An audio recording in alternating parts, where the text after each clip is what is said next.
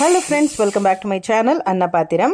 கருப்பு உளுந்து கஞ்சி பண்றதுக்காக முதல்ல கடாயில 1 கப் அளவுக்கு கருப்பு உளுந்து சேர்த்துக்கலாம். 1/2 கப் அளவுக்கு பச்சரிசி சேர்த்து இதல் ரெண்டுத்தையும் நல்லா வாசனை வர அளவுக்கு நல்லா வறுத்து எடுத்துக்கலாம். இது வறுக்கிற நேரத்திலேயே ஒரு 3 ல இருந்து 5 ஏலக்காய் வரைக்கும் சேர்த்துக்கோங்க. சேர்த்து இதெல்லாத்தையும் நல்லா வறுத்துக்கலாம். கொஞ்ச நேரத்துல கலர் நல்லா சேஞ்ச் ஆயிரும். உளுந்து நல்லா வறுபட்டுருச்சுன்னு அர்த்தம். இப்ப பார்த்தாலே உங்களுக்கு தெரியும் கலர் நல்லா சேஞ்ச் ஆயிட்டு நல்ல வாசனை வரும். சோ இந்த ஸ்டேஜ்ல ஸ்டவ் ஆஃப் பண்ணிக்கோங்க.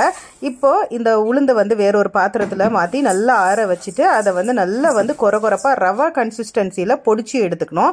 சோ இந்த பாருங்க நான் இந்த மாதிரி பொடிச்சு எடுத்து வச்சிருக்கேன். இந்த பவுடர் எல்லாம் நமக்கு தேவைப்படாது. இத வேற பாட்டில்ல போட்டு ஸ்டோர் பண்ணிக்கலாம். சோ இப்போ இந்த பவுடர்ல இருந்து கரெக்ட்டா ஒரு 3 ஸ்பூன் மட்டும் தண்ணியில நல்லா கரைச்சு எடுத்துக்க போறேன். சோ இத நல்லா கரைச்சிட்டு ஆல்ரெடி நான் இங்க கடாயில தண்ணி கொதிக்க வச்சிருக்கேன். சோ தண்ணி ஆல்மோஸ்ட் நல்லா சூடாயிருச்சு பாருங்க. இப்போ நம்ம கரைச்சு வச்சிருக்கிற இந்த உளுந்து மாவை இதுல சேர்த்துக்கலாம். சேர்த்து நல்லா மிக்ஸ் பண்ணி விட்டுருங்க. இப்போ இந்த ஸ்டேஜ்ல கருப்பட்டி இல்லனா வெள்ளப்பொடி ஏதாவது ஒன்று சேர்த்துக்கலாம்.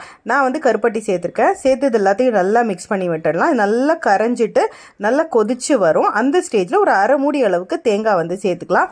இதுல தேங்காய் நிறைய சேர்த்தோம் அப்படின்னா டேஸ்ட் ரொம்ப நல்லா இருக்கும். ஸோ அதனால அரை மூடி தேங்காய் அப்படியே திருக்கிட்டு இதுல சேர்த்திருக்கேன். சேர்த்து நல்லா மிக்ஸ் பண்ணிக்க வேண்டியதான். மிக்ஸ் பண்ணிட்டு இதை பவுல்ல சேர்த்துட்டு நம்ம குடிக்கலாம். குடிக்கும் போது கொஞ்சமா நெய் சேர்த்துட்டு குடிச்சோம்னா ரொம்பவே டேஸ்டியா இருக்கும்.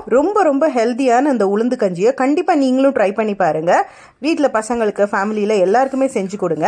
வீடியோ பிடிச்சா லைக் பண்ணுங்க. இன்னொரு வீடியோல பார்க்கலாம். பை.